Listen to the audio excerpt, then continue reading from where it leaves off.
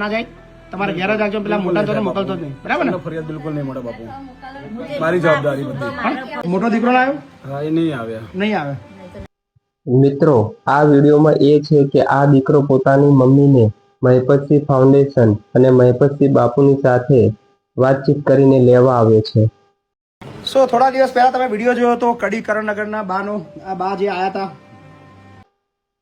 મિત્રો, આ જે બા છે તેમનું લોકેશન એટલે રહેઠાણ કડી કરણનગર છે અને આ દીકરાને હવે બાપુ શું કહે છે. અને આપણે એમના દીકરાને ફોન કર્યો હતો, ભીખાભાઈને, જે 3 મહિના રાખવાની વાતો ચાલતી હતી.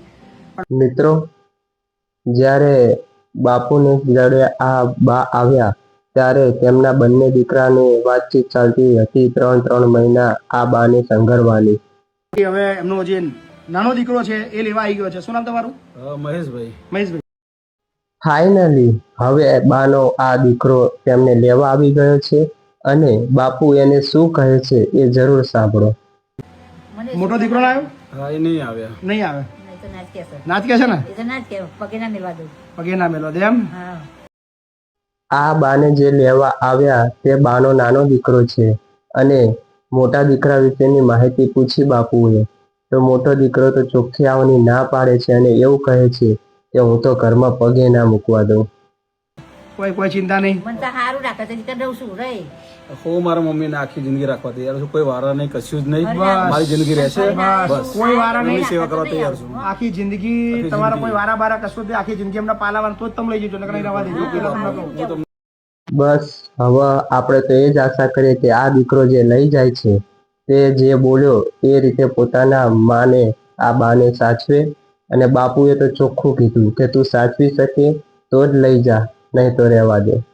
ભાઈ મજા આવી ના આવી? હા, મજા, મને બહુ જ મજા આવી સર. તમારું હારું થજો ભગવાન, તમને હોવન ના કરે ને હાજા તાજા રાખે. તમારે ખબર જો આઈસ પૂછવા હા કે બપોર કોવા વાળાનો તમારે થવું જ નહીં બાપા, ફરી મારા વારા પડે તો. ના બાપા, આ બાને બાપુએ કઈ રીતના સાચવ્યા હશે તો બાપુને જતા જતા પણ બાપુએ ખાલી એટલું પૂછ્યું કે તમને મજા આવી કે નહીં, તો કેટલા બધા આશીર્વાદ આપ્યા જુઓ. મમ્મીને મળવા આવ્યા તમારા વાઈફ પહેલા તો રોવા માંડે એમને જોઈને કે આવું. ના બસ એટલો માં આશા રાખીએ કે ફરી એને વારા બારા સિસ્ટમ ના જાય.